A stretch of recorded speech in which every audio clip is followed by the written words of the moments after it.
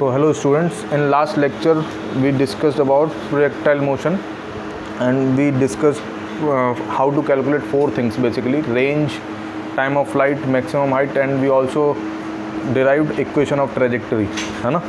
और हमने किसी भी समय पर मतलब इस तरीके के क्वेश्चन किए थे, किसी भी समय पर पार्टिकल का अगर कोऑर्डिनेट्स पूछा जाए तो कैसे कैलकुलेट करते हैं, किसी भी समय पर वेलोसिटी पूछा जाए वो कैसे कैलकुलेट करते हैं, और किसी भी समय पर एंगल कितना बना रहा है कोई पार्टिकल, ये हमने कैलकुलेट किया था। तो आज के लेक्चर में हम कुछ एग्जांपल्स करेंगे। तो सबसे पहले वही एग्जांपल मैं ले रहा हूँ जिससे वो रिवाइज हो जाए। सपोज़ करिए फर्स्ट क्वेश्चन में आपसे बोला गया एक पार्टिकल को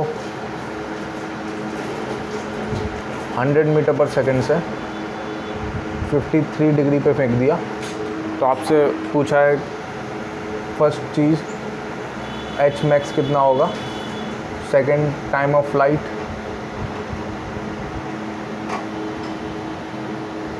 थर्ड चीज़ पूछी है आपसे रेंज, फोर्थ पूछा है आपसे let's say equation of trajectory,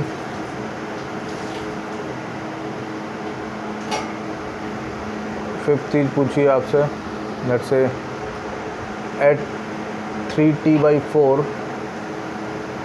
coordinates and velocity. Six चीज़ पूछी है angle made by projectile with horizontal.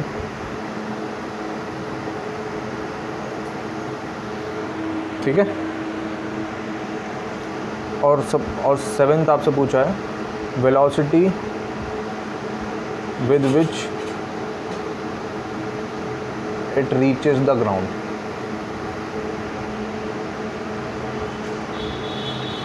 and angle made by and angle with the horizontal।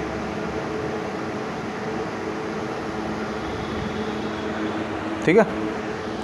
देखिए एक क्वेश्चन जो पूरा क्लैरिटी लेकर आएगा, मतलब सारे पार्ट्स, मतलब जितना भी अभी तक हमने पढ़ा है उस सब में केवल एक क्वेश्चन। चलिए इसको सॉल्व करके देखते हैं। तो सबसे पहला स्टेप क्या होगा, आपको इसके कंपोनेंट कर लेंगे। तो cos 53 की वैल्यू कितनी होती है, सबसे पहले देखिए हमने ये ट्रायंगल बनाया था 37, तो tan 37 होता है 3/4, तो ये 53 हो जाएगा। ठीक है। और ये साइड कितनी हो जाएगी 5, तो अब cos 53 कितना लिखेंगे 3/5। ठीक है, क्योंकि cos 53 क्या होता है बेस बाय हाइपोटेन्यूज, तो 3/5। तो इसके कंपोनेंट कर लेते हैं 100 cos 53 मतलब कितना आएगा ये 60 मीटर पर सेकंड, और इस डायरेक्शन में कितना आ जाएगा 100 sin 53। तो ये कितना हो जाएगा, sin 53 की वैल्यू कितनी होगी 4/5, तो 80। ठीक है। अब देखिए तो आपसे क्या पूछा एच मैक्स फर्स्ट पार्ट में। तो फर्स्ट पार्ट सॉल्व करने के लिए आप जानते हैं uy²/2g फॉर्मूला होता है एच मैक्स का। तो uy कितना 80, तो 80 का स्क्वायर बाई 2 × 0 मतलब 10, तो 20 आ जाएगा। तो सॉल्व करेंगे इसको तो ऊपर आएगा 6400/20, तो ये कितना हुआ 320 मीटर्स। फिर फर्स्ट पार्ट का आंसर है। सेकंड पार्ट कैसे सॉल्व करेंगे, t होता है 2uy/g, तो 2 × 80/10, तो कितना होगा ये 16 मीटर्स, सॉरी 16 सेकेंड्स। ठीक है। तीसरा क्या पूछा आपसे रेंज। तो रेंज आप कैसे निकाल सकते हैं, ये हो जाएगा 4h/1053, तो 4 × 320 और 1053 कितना होता है 1053 होता है 4/3, तो ये कैंसिल हो जाएगा। कितना आएगा रेंज 960 मीटर्स। ठीक है। और फोर्थ पार्ट में आपसे क्या पूछा है इक्वेशन ऑफ ट्रैजेक्टरी। तो देखिए इक्वेशन ऑफ ट्रैजेक्टरी कैसे लिखते हैं, y = x tan theta 1 - x/r। ये मैंने एक फॉर्मेट लिखाया था जब इक्वेशन ऑफ ट्रैजेक्टरी पढ़ाई थी। तो तो देखिए x की वैल्यू y और x तो एज इट इज़ रहेगा, tan थीटा कितना है 4/3, तो हम क्या लिखेंगे 4x/3 1 minus x by range कितनी है 960। तो ये 4 पार्ट्स के आंसर हो गए। तो 4 पार्ट हमने डिस्कस कर लिए। अब देखिए फिफ्थ पार्ट सॉल्व करने के लिए आपसे पूछा है, फिफ्थ पार्ट में आपसे पूछा है t = 3t/4, ठीक है। तो टाइम ऑफ फ्लाइट हमारा कितना आया था 2 × 80/10, है ना। ये कंपोनेंट कितना था 80 और ये कंपोनेंट था 60, तो ये कितना आया था 16 सेकेंड्स, ठीक है। तो 3t/4 कितना हो जाएगा 3 × 16/4 मतलब 12 सेकेंड्स। t = 12 सेकेंड्स पर आपसे क्या पूछा है कोऑर्डिनेट्स। तो देखिए x की वैल्यू तो कितनी लिखेंगे आप 60 × t, क्योंकि x डायरेक्शन में वेलोसिटी कांस्टेंट रहती है, उसमें कोई चेंज नहीं आता। तो डायरेक्टली हम क्या लिखेंगे डिस्टेंस = स्पीड × टाइम। तो x = 60 × 12 कितना हो जाएगा ये 720 मीटर्स, ठीक। और y कोऑर्डिनेट की वैल्यू निकालने के लिए क्या करेंगे y डायरेक्शन के लिए लिखेंगे तो 80 × t, t कितना है 12 minus half of gt², g कितना है 10 × t का स्क्वायर कितना 144। ये मैंने क्या इक्वेशन यूज़ की y = u/t, मैं यहाँ लिख देता हूँ y = u/y × t minus half gt², ठीक है। g मतलब ay, समझ आया। तो देखिए इसको सॉल्व कर लेते हैं, कितना आएगा, ये हो जाएगा 12, ये 960 माइनस 720, तो ये कितना आ जाएगा 240 मीटर्स, ठीक है। तो इसके कोऑर्डिनेट्स t टाइम के बाद कितने होंगे 720, 240, ठीक है। अगर ये ओरिजिन मान लें हम तो इसके कोऑर्डिनेट्स कितने हो जाएंगे टी टाइम के बाद इतना। फिर ये क्या पूछ रहा है वेलोसिटी। तो देखिए वेलोसिटी कैलकुलेट करने के लिए आपको vx तो डायरेक्टली लिख सकते हैं 60, क्योंकि x डायरेक्शन की वेलोसिटी कांस्टेंट रहती है। vy अगर लिखना है तो क्या होगा uy माइनस gt, ठीक है। और uy कितना है 80 माइनस g × t, और g कितना 10 और t कितना दे रखा है आपको 12 सेकेंड, तो 120 इसको लिखेंगे, तो ये कितना आएगा -40। और देखिए नेगेटिव आने का मतलब नेगेटिव आना ही था, क्योंकि ये 3t/4 है, मतलब half of time of flight से ज़्यादा है। तो इसका मतलब इसका मोशन डिसेंट हो रहा होगा, डिसेंट मतलब ये नीचे की तरफ आ रहा होगा। तो 100% vy को नेगेटिव आना था, तो वो आ भी रहा है ना।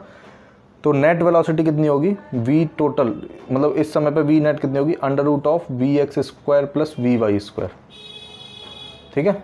तो कैसे लिखेंगे √60² + 40², तो ये कितना आ जाएगा 3600 + 1600, तो कितना होगा ये 5200, मतलब √5200।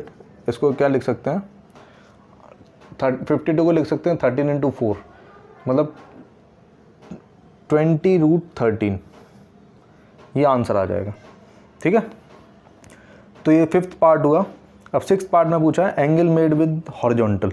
तो सिक्स्थ पार्ट हम कैसे सॉल्व करेंगे, देखिए tan अल्फ़ा कितना हो जाएगा vy/vx, ठीक है।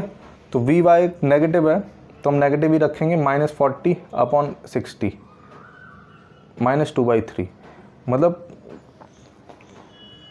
ऐसा लिख सकते हैं आप, मतलब अल्फ़ा = tan इनवर्स 2/3, और नेगेटिव साइन का मतलब क्या है वो हॉरिजॉन्टल से नीचे है, मतलब इस तरीके से एंगल बनाएगा, ठीक है। ये अल्फ़ा, ये अगर हॉरिजॉन्टल है तो पार्टिकल ऐसे चल रहा होगा इस एरो के डायरेक्शन में, समझ आई बात। तो ये सिक्स्थ पार्ट है। अब सेवन्थ पार्ट में आपसे पूछा है velocity with which when it reaches the ground and angle made with horizontal. तो देखिए इसको भी सॉल्व कर लेते हैं।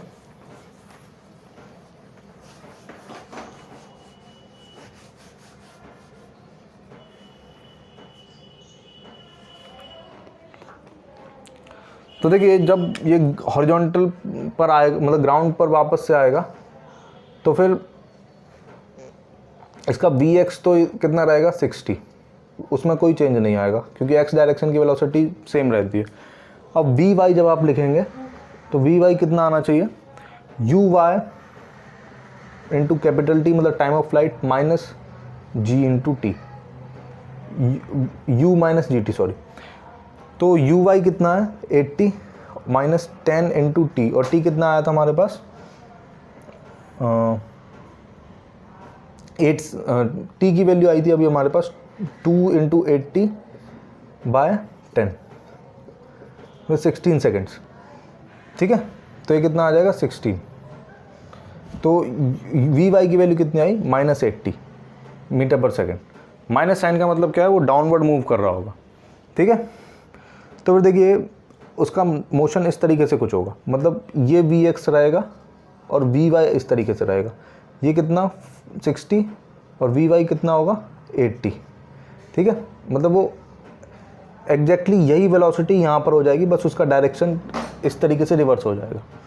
ठीक है, मतलब इस डायरेक्शन में चल रहा होगा, और ये एंगल कितना होगा जो कि यहाँ पर एंगल है। ठीक है, क्योंकि दोनों कंपोनेंट सेम ही है, 80 और 60 आया, तो वी एक्स के साथ जो ये एंगल यहाँ पर बना रहा है वही यहाँ पर भी बनाएगा, तो मतलब ये एंगल भी कितना होगा 53 डिग्री से। तो ये एक इम्पॉर्टेंट पार्ट है, इसे आप याद रख सकते हैं। जितने एंगल से आपने प्रोजेक्ट किया हॉरिजॉन्टल से ऊपर, उतने ही हॉरिजॉन्टल से नीचे एंगल पर ये ग्राउंड को हिट करेगा। ठीक है, और वेलोसिटी के कंपोनेंट एक्स डायरेक्शन में सेम रहेगा और वाई डायरेक्शन का जस्ट रिवर्स हो जाएगा। समझ में आया? तो एक क्वेश्चन जो पूरे अच्छे से क्लैरिटी लाएगा आपको वो ये था। अब चलिए हम कुछ और क्वेश्चंस भी करके देख लेते हैं इस पर।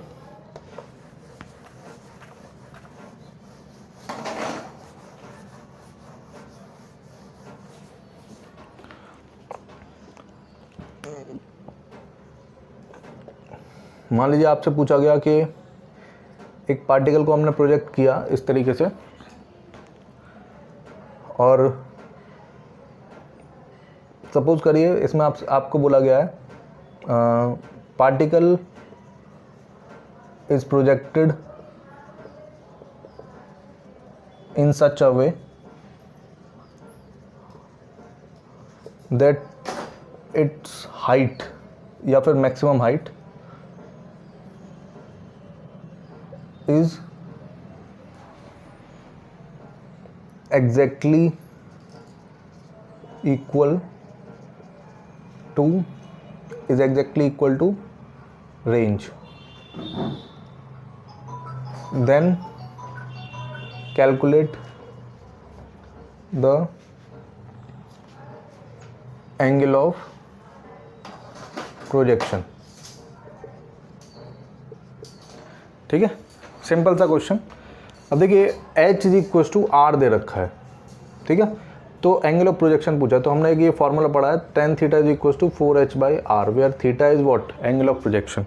तो h और r एग्जैक्टली इक्वल हो जाएंगे, तो ये कितना आ जाएगा 4। तो थीटा की वैल्यू कितनी आई tan inverse 4। So this is the answer to this problem. Suppose करिए एक क्वेश्चन इस तरीके से दिया गया, मान लीजिए ग्राउंड है और ये एक लाइन है। ठीक है, इस पॉइंट से कुछ प्रोजेक्टाइल फेंके गए इस तरीके से।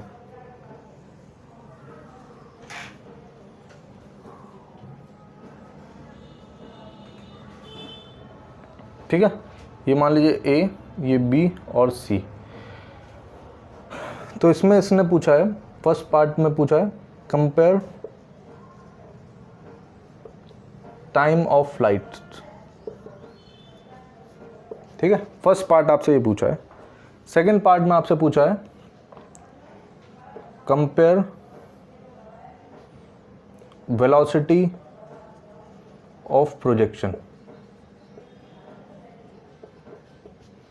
ठीक है, मान लीजिए दो पार्ट आपसे पूछे हैं, तो देखिए कैसे सॉल्व करेंगे इसको।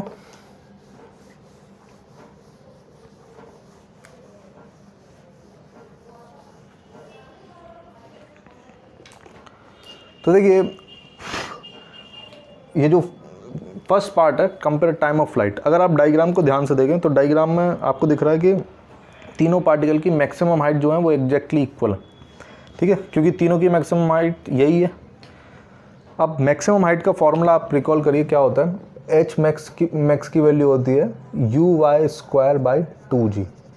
अब तीनों के लिए एच मैक्स सेम है। ठीक है, तो तीनों के लिए जी भी सेम होता है, तो इसका मतलब तीनों के लिए यू वाई की वैल्यू सेम होनी चाहिए। ठीक है, तो आप क्या लिख सकते हैं, u y of A is equal to u y of B is equal to u y of C. ठीक है, ऐसा लिख सकते हैं। अब देखिए टाइम ऑफ फ्लाइट कंपेयर कराया गया, तो टाइम ऑफ फ्लाइट का फॉर्मूला क्या होता है 2uy/g। तो मतलब 2 और g तो सबके लिए ही सेम है, तो जिसका uy सबसे ज़्यादा होगा उसका टाइम ऑफ फ्लाइट सबसे ज़्यादा होगा। तो अब हमने क्या देखा, एच मैक्स सेम है इसलिए uy सेम है, और uy सेम है तो इसका मतलब तीनों के लिए टाइम ऑफ फ्लाइट भी सेम होना चाहिए। तो क्या रिजल्ट आया, TA = TB = TC। तो ये फर्स्ट पार्ट का आंसर हुआ। ठीक है, अब सेकंड पार्ट में आपसे क्या पूछा है, कंपेयर वेलोसिटी ऑफ प्रोजेक्शन। तो देखिए वेलोसिटी ऑफ प्रोजेक्शन के दो कंपोनेंट होंगे, एक तो एक्स कंपोनेंट है, एक वाई कंपोनेंट। ठीक है, तो तीनों का वाई कंपोनेंट जो है वो तो एग्जैक्टली इक्वल है, अभी हमने प्रूव किया। और जो हॉरिजॉन्टल कंपोनेंट होगा, हॉरिजॉन्टल कंपोनेंट जिसका सबसे ज़्यादा होगा उसका सबसे ज़्यादा वेलोसिटी ऑफ प्रोजेक्शन होगा, क्योंकि वाई कंपोनेंट तीनों का सेम है। तो वाई कंपोनेंट किसका सबसे ज़्यादा होगा, जिसका रेंज सबसे ज़्यादा, क्योंकि रेंज क्या होता है, रेंज होता है ux × t। ठीक है, अब तीनों का टाइम ऑफ फ्लाइट सेम है, तो जिसकी रेंज ज़्यादा उसका ux ज़्यादा। तो रेंज किसकी ज़्यादा है, c की, मतलब rc = rb > ra।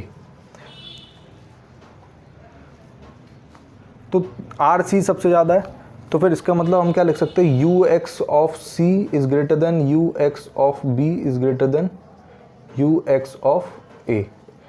तो ux सबसे ज़्यादा c का है, तो इसका मतलब आप लिख सकते हैं vc = vb > va। ठीक है, समझ में आया। तो ये काफ़ी अच्छा प्रॉब्लम था। चलिए और क्वेश्चन करके देखते हैं हम।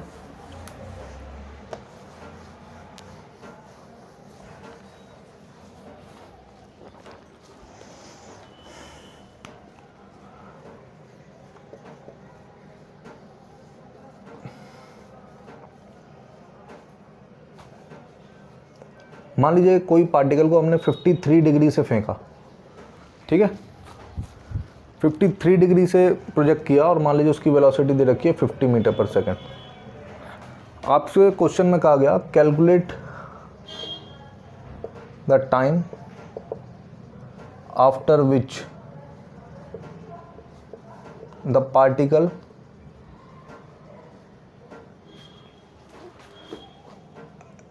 has turned by 83 degree from its initial direction। ठीक है, आपसे ये सवाल पूछा गया। देखिए ये काफ़ी अच्छा क्वेश्चन है, एक क्वेश्चन ही काफ़ी सारे क्वेश्चनों को सॉल्व करके दिखाएगा। मतलब ये क्वेश्चन आप समझ गए तो इस तरीके के आप सारे क्वेश्चंस कर सकते हैं। तो देखिए अब 83 डिग्री हमने कभी कुछ सुना ही नहीं 83 के बारे में, 53 और 37 तो सुना है, तो हो सकता है आपको लगे ये सवाल में एंगल शायद गलत दे दिया है। ये ऐसा कुछ नहीं है। आपसे पूछा क्या गया, देखिए इनिशियली ये जिस डायरेक्शन में चल रहा था उससे उसका फाइनल डायरेक्शन कितना हो जाना चाहिए, 83 डिग्री टर्न हो जाना चाहिए। तो देखिए अगर इनिशियल डायरेक्शन ये है तो 83 डिग्री टर्न होगा, मतलब डायरेक्शन कितना होना चाहिए, इससे 83 डिग्री, मतलब ये पूरा कितना होना चाहिए 83 डिग्री। तो ये 53 है तो ये कितना बचा 30 डिग्री। तो बेसिकली आपसे सवाल में क्या पूछा गया है, वो हॉरिजॉन्टल से 30 डिग्री कब बनाएगा, डाउनवर्ड डायरेक्शन में। तो आपको क्या दिया गया है, मतलब tan अल्फ़ा की वैल्यू बेसिकली क्या दे रखी है, -1/√3 होनी चाहिए। तो -1/√3 कब होगी ये निकालना बहुत ईजी है। देखिए इसका मैंने एक डायरेक्टली एक फॉर्मूला लिखा था आपको, tan alpha = tan θ - GT/u cos θ। आपको मैंने पिछले टर्न पे ये इक्वेशन लिखाई थी। तो देखिए डायरेक्टली उस इक्वेशन को यूज़ कर रहे हैं, तो यहाँ पे क्या होगा -1/√3 = tan θ की वैल्यू कितनी है 4/3 -10 × t। t आपसे पूछा है, u cos θ आपको दिया है। देखिए cos 53 की वैल्यू कितनी होती है 3/5। ठीक है, ये 37, तो ये 3 4 5, तो ये 53 हो जाएगा। तो cos 53 कितना होगा 3/5। तो u कितना है 50 × 3/5। ठीक है, तो ये 5 से 10 टाइम्स और ये 10 टाइम्स कैंसिल हो जाएगा। तो ये कितना होगा, t/3 को आप लिख सकते हैं 4/3 + 1/√3। ठीक है, और इसको क्या लिख सकते हैं आप 4 + √3/3। तो t की वैल्यू कितनी आई 4 + √3 seconds. So this is the answer to this problem. अब देखिए अभी मैंने 83 डिग्री के लिए कराया, अब ये किसी भी एंगल के लिए दिया जा सकता है। ठीक है, अगर मान लीजिए परपेंडिकुलर पूछता कि 90 डिग्री पे कब हो जाएगा, तो उसको ये इनिशियल एंगल थोड़ा चेंज करना पड़ेगा जिससे आपको वैल्यूज़ पता हो उसकी, और तरीका यही होगा उसका। ठीक है, हम नहीं यहीं पे 90 डिग्री टर्न करा देंगे और मान लीजिए 45 पे फेंका तो ये 45 हो जाएगा, तो टेन थीटा की अल्फ़ा की वैल्यू कितनी हो जाएगी -1। तो आप किसी भी एंगल पर आप कैलकुलेट कर सकते हैं। ठीक है, तो इतने प्रॉब्लम्स काफ़ी हैं आई थिंक। चलिए एक लास्ट प्रॉब्लम और सॉल्व कर लेते हैं, फिर उसके बाद हम हॉरिजॉन्टल प्रोजेक्टाइल मोशन पढ़ेंगे।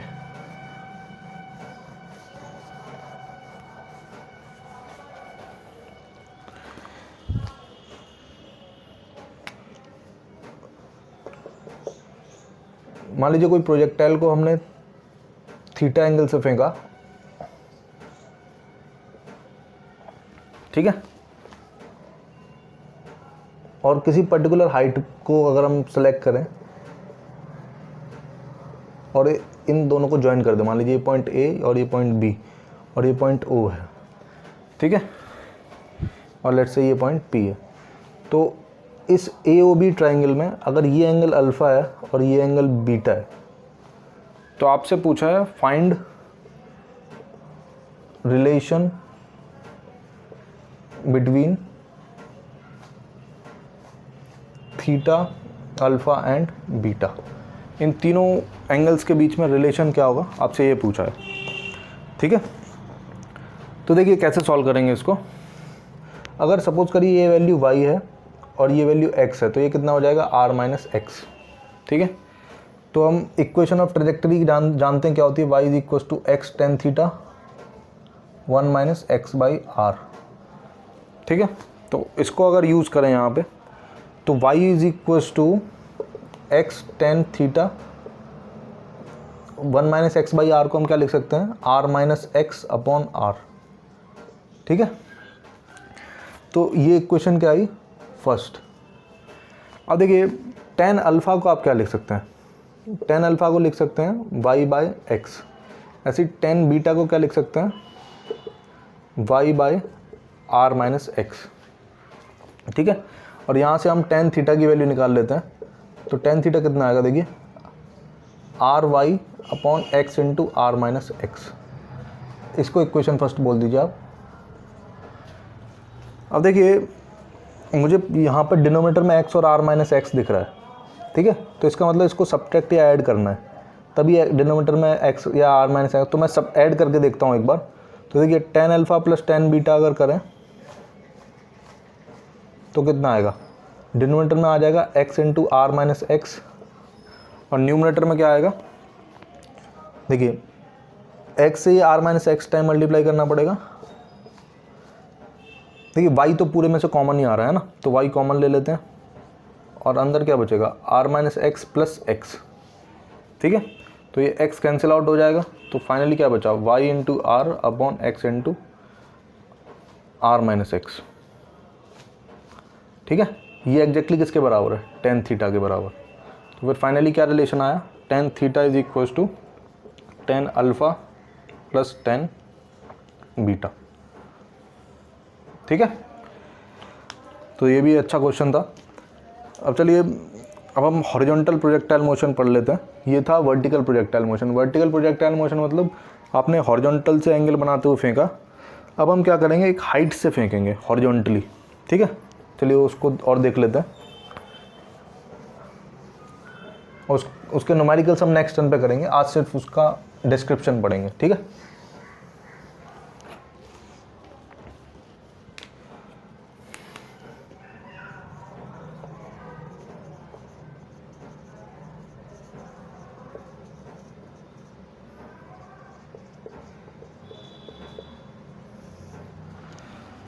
अब देखिए अगर मान लीजिए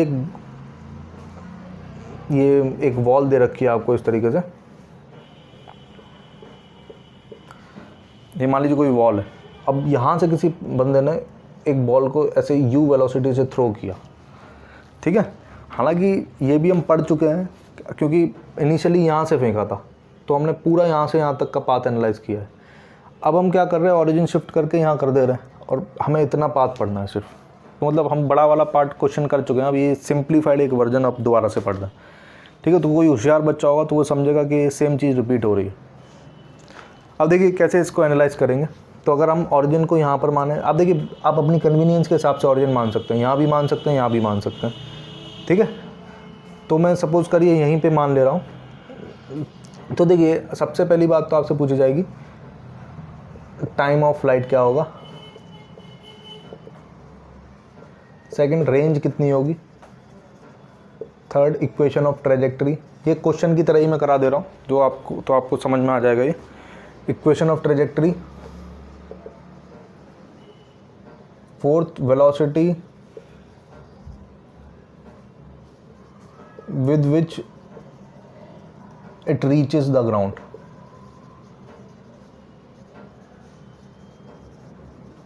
ठीक है। और fifth angle made with horizontal at any time T. मान लीजिए 5 पार्ट आपसे पूछे गए, तो इसको न्यूमेरिकल के जैसे ही सॉल्व करेंगे, है ना। अब देखिए कैसे सॉल्व करेंगे। तो देखिए सपोज करिए आपको ये गिवन है, ये h हाइट से फेंका गया है, ठीक है, ये आपको गिवन है। ये टावर मतलब या वॉल जो है उसकी हाइट कितनी दे रखी है, कैपिटल H, ठीक है। अब देखिए तो पहली चीज़ आपसे क्या पूछी है, टाइम ऑफ फ्लाइट, ठीक है। तो आपको इतना तो अभी भी हम कह सकते हैं कि जो x डायरेक्शन का जो पाथ होगा, मतलब x डायरेक्शन का, तो x डायरेक्शन में एक्सेलरेशन कुछ भी नहीं है, इसका मतलब x डायरेक्शन की वेलोसिटी चेंज नहीं होगी, किसी भी समय पर x डायरेक्शन की वेलोसिटी सेम रहेगी। अब देखिए x डायरेक्शन के लिए अगर हम लिखें तो फिर से वही लिख सकते हैं, Vx is equal to always u रहेगा क्योंकि एक्सेलरेशन कुछ है नहीं, और Ax इज इक्वल टू 0, जैसा हमने पहले वाले प्रोजेक्टाइल मोशन के लिए लिखा था सेम यहाँ पर भी लिख सकते हैं। अगर y डायरेक्शन के लिए लिखें तो y डायरेक्शन के लिए हम क्या लिखेंगे, ux कितना है 0, सॉरी uy कितना है 0, क्योंकि y डायरेक्शन में कोई वेलोसिटी नहीं है शुरुआत में, और ay कितना है -g, ठीक है। तो अगर हम यहाँ x की वैल्यू लिखें t टाइम पे, तो x इज इक्वल टू क्या होगा u इंटू टी, और y की वैल्यू लिखें तो कितना लिखेंगे, देखिए u y into t plus half a y into t square, यही लिखा जाएगा। तो यू वाई की वैल्यू कितनी है 0, ये टर्म पूरा का पूरा 0 हो जाएगा क्योंकि यू वाई कुछ है ही नहीं, और ए वाई की वैल्यू कितनी है -g, तो कितना लिखेंगे -12g टी स्क्वायर। तो मतलब बेसिकली y की वैल्यू नेगेटिव क्यों आ रही है, क्योंकि ये y एक्सिस की तरफ नेगेटिव y एक्सिस की तरफ जा रहा है, और आपने इसको ऑरिजिन माना है, तो इसलिए ये डाउनवर्ड कितना गया -12g टी स्क्वायर, मतलब इसके कोऑर्डिनेट टी टाइम के बाद कितने हो जाएंगे -12g टी स्क्वायर। या फिर आपसे पूछा जाए कितना डिसेंड कर गया, तो सिर्फ आप साइन हटाकर बोलेंगे ½ gt स्क्वायर, ठीक है। अब देखिए अगर आपको इक्वेशन ऑफ ट्रेजेक्टरी बतानी है, चलिए पहले टाइम ऑफ फ्लाइट कैलकुलेट कर लेते हैं। तो देखिए टाइम ऑफ फ्लाइट कैलकुलेट करने के लिए हम y की वैल्यू जानते हैं, चलिए यहीं पे लिखता हूँ मैं। तो टाइम ऑफ फ्लाइट कैलकुलेट करना है तो हम y की जगह क्या लिखेंगे h, ठीक है, क्योंकि डाउनवर्ड या h मूव कर चुका होगा -h, सॉरी y की वैल्यू कितनी हो जाएगी -h इज इक्वल, क्योंकि हम डाउनवर्ड मोशन को नेगेटिव मान रहे हैं, तो -h is equal to -12g time of flight का स्क्वायर, तो माइनस माइनस कैंसिल हो जाएगा, तो t कितना आ जाएगा √2h/g। इस फॉर्मूले को याद रख सकते हैं, डायरेक्टली पूछा जाता है इस पर क्वेश्चन, है ना, √2h/g। जब भी एक मतलब हॉरिजॉन्टली कोई पार्टिकल फेंका जाएगा, ठीक है, इसके लिए uy की वैल्यू 0 होना ज़रूरी है। अगर uy की वैल्यू 0 नहीं होती तो ये टर्म आता, फिर क्वाड्रेटिक एक्सप्रेशन बनता। अगर आप हॉरिजॉन्टल प्रोजेक्टाइल मोशन की बात करें तब उसके लिए ये फार्मूला आएगा, मतलब इनिशियली y डायरेक्शन में कोई वेलोसिटी नहीं होनी चाहिए, तब ये फार्मूला हमने डिराइव किया है, ठीक है। तो टाइम ऑफ फ्लाइट आ गया। अब रेंज कैलकुलेट करना बहुत ईजी है, तो रेंज को हम क्या लिख देंगे u इंटू टी, मतलब u into time of flight कितना है √2h/g, ये रेंज हो गया। तो फर्स्ट और सेकंड पार्ट के आंसर पता चल गए हमको। अब देखिए इक्वेशन ऑफ ट्रेजेक्टरी निकालना बहुत ही सिंपल है, कैसे लिखेंगे, टाइम एलिमिनेट करेंगे दोनों से। तो t की वैल्यू कितनी है, देखिए t की वैल्यू है x/u, ठीक है। तो t की वैल्यू उठा के सेकेंड वाली इक्वेशन इस वाले y में रखेंगे तो कितना आएगा y is equal to minus half of g into x by u का whole square. So this is equation of trajectory. समझ आया? तो ये 3 पार्ट मैंने अभी बताया, अभी बचे हुए 2 पार्ट और हम देख लेते हैं।